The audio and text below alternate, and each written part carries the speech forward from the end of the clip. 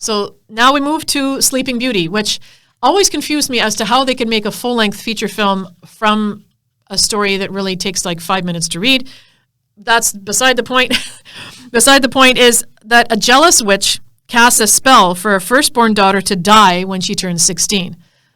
Again, witchcraft, like, subhanAllah, there's so much witchcraft involved in all of these things.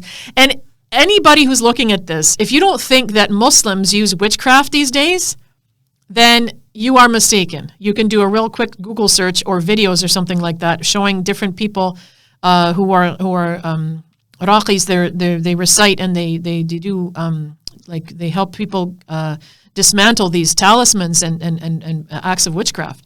It's replete, subhanAllah, across many different Muslim cultures.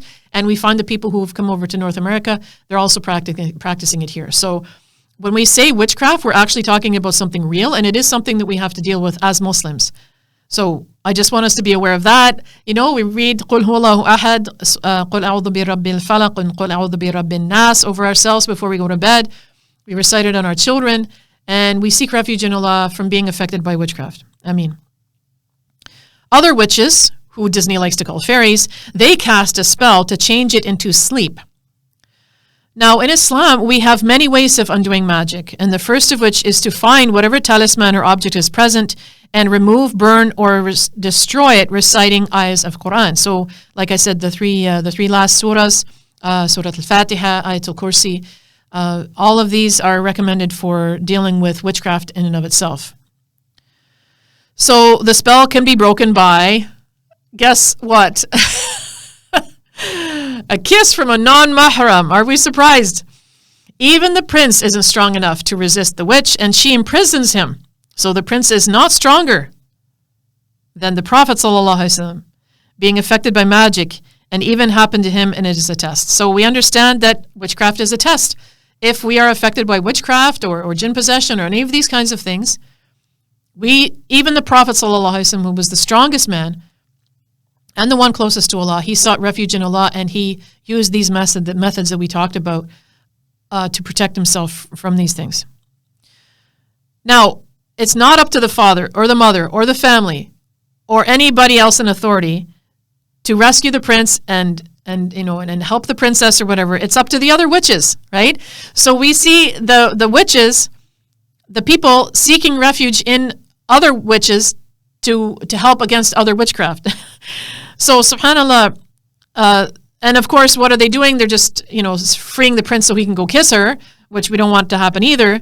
Allah subhanahu wa ta'ala says in the Quran that men shall take full care of women with the bounties which Allah has bestowed more abundantly upon the former than on the latter.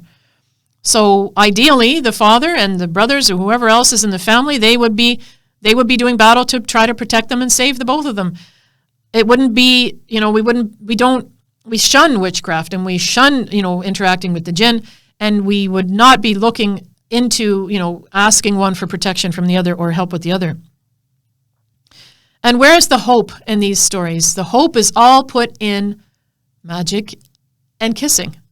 And this is, it sounds funny to say, but I just really want to expose this whole mentality, because we should not be relying on these stories for inspiration in real life.